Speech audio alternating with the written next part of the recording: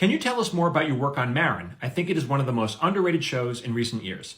Thank you. My writing partner and I, we were the showrunners and executive producers of Maron, which is a show on IFC based on the life and comedy of Mark Maron. And so Mark and Dennis Leary's production company teamed up to shoot a presentation, which is like a short, low-budget pilot, just a few scenes. They had a writer named Duncan Birmingham help out with that, and they showed it to IFC. IFC said, yeah, this is great, let's make a show.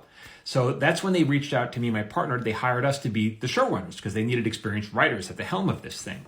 Now, the budget on Maron was tiny. So a low-budget show might be here, but the budget on Maron was about half of what a low-budget show is. So I was like, how are we going to do this? The budget was so low, they couldn't even afford a writing staff. So it was just me and my partner. We were the only ones with any real experience. And then Mark and Duncan Birmingham. Now, they both turned out to be excellent writers. Like, their drafts came in great. But at the time, I didn't know this. I was like, how are we going to do this, right?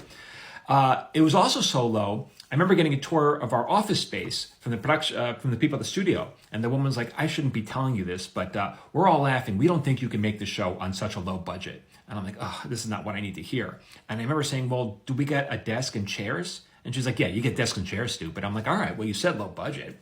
And then I said, "Can we get a whiteboard?" Because as a writer, you need a whiteboard. All writers' rooms have that. It's how you figure out what the stories are. It's how you break them. And she said, "We have a supply closet full of whiteboards. Don't worry about that." I was like, "Oh, well, then we'll be fine. No, what's the problem?" Now, most shows, most sitcoms take about 5 days to shoot an episode. On Maron, the budget was so low, we had about 2 or 2.5 days. So we had to move real fast. So I remember, like, the director would shoot a scene and he'd say, "Cut," and he'd say, "Do you guys have what you need?" And I was like, as long as your thumb is not in the frame, we got it. We got to move on and get the next thing. It was that kind of thing.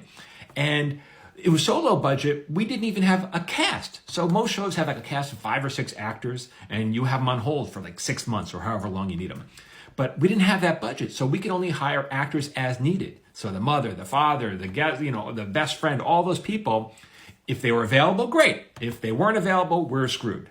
So that's how we did that. Everything was down and dirty, and it was shot real fast. And when people think about that show, they don't think about, well, the lighting wasn't terrific, or why were the sets, more elaborate.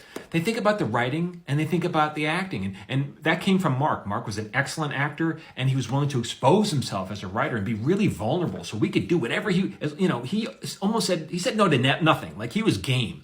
And so that's why that show was so good. And that's why I'm always encouraging people, it's not about the money. It's about learning how to write. If you know how to write, the doors open up. You could do anything. But if the script is no good, you could have Meryl Streep aboard, and it's going to be garbage. All right, for more tips on how to be a TV writer, keep following me here at Michael Jamin Writer.